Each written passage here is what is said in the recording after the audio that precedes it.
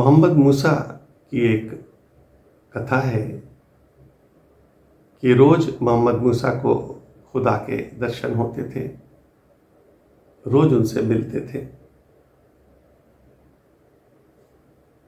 एक दिन मोहम्मद मूसा ने कहा कि आप रोज मुझसे मिलते हैं, रोज दर्शन देते हैं, मुझे खुशी मिलती है, लेकिन मैं ये जानना चाहता हूँ कि कोई और भी है जो मुझसे ज़्यादा खुशनसीब हो, जिसको खुदा के रोज दर्शन होते हों, या आप जिसको मानते हो, क्या मुझसे ज़्यादा भी कोई है? उन्होंने कहा हाँ, एक फ़कीर है ऐसे गांव में, वो मुझे बहुत प्यारा है,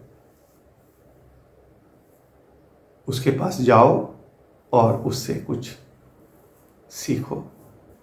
ऐसा कहते हैं, कथा कहती है, कथा होती है इसी तरह कि उस फ़कीर के पास गए और उनसे कहा कि मैं आपका शागिर्द बनना चाहता हूँ। उन्होंने कहा कि मैं तुम्हें नहीं बनाऊँ, तुम्हें खुदा ने भेजा है कुछ जानने के लिए, और मैं बनाऊंगा इसलिए कि तब भी मैं कुछ करूंगा, तुम मुझसे पूछोगे कि ऐसा क्यों किया, वैसा क्यों किया, इसलिए मैं तुम्हें शागिर्द नहीं बनाऊंगा।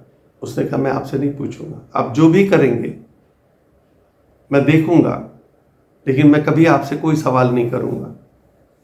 उन्होंने कहा कि अगर नहीं करते हो तो ठीक। और कुछ दिन के बाद उनको यात्रा पर ले गए मोहम्मद मूसा को, और ऐसा कथा कहती है कि नाव पर बैठे, नई नाव थी और उस पार नदी के जाना था, तो वो नाव वाला उनको ले गया और उन्होंने वहीं पर एक हथौड़ा पड़ा था, उसको लेके उसकी नाव तोड़ दी। नाव वाले ने माथा टेका और कुछ दक्षिणा भी दी। मूसा तो कहने लगे हद हो गई, एक तो इन्होंने नाव से उधर पहुंचाया, कुछ दक्षिणा दी, इन्होंने नाव ही तोड़ दी। पूछने लगे, लेकिन फिर उन्होंने अपना वादा याद कर लिया कि नहीं पूछना कुछ नहीं। फिर आगे गए एक गांव में, वहां पर एक आदमी मरा पड़ा था और उसका बच्चा पास में बैठा रो रहा था। ये उस गांव में जाके उस घर में बैठे, काफी लोग आए कि आप हमारे घर चलें, भोजन करें, आपको अच्छी तरह से आप थोड़ा आराम भी कर लें, इतनी दूर से आप आए हैं। लेकिन उन्होंने कहीं भी जाने से इनकार कर दिया और सारा दिन उसके पास ही, बच्चे के पास ही बैठे रहे। मूसा हैरान हुए कि हद हो गई, इतने लोग इनको बुला रहे हैं भोजन पर, सेवा करने के लिए, विश्राम करने के लिए, लेकिन वहाँ नहीं गए, और यहाँ जहाँ कुछ किसी ने पूछा ही नहीं, पूछने वाला ही नहीं, वहाँ बैठे हुए। तो उनका सवाल हो गया। उन्होंने कहा कि नहीं, मुझे पहले बताएं, एक तो आपने उसकी नाव तोड़ दी, वो यहाँ लेके आया था आपको, और एक यहाँ पर आप आए जहाँ पर कोई इज्जत नहीं, कोई पूछने वाला नहीं। उन्होंने कहा कि अब तुम्हें मैं रखूँगा नहीं, लेकिन दोनों बातों का जवाब ज़रूर दूंगा।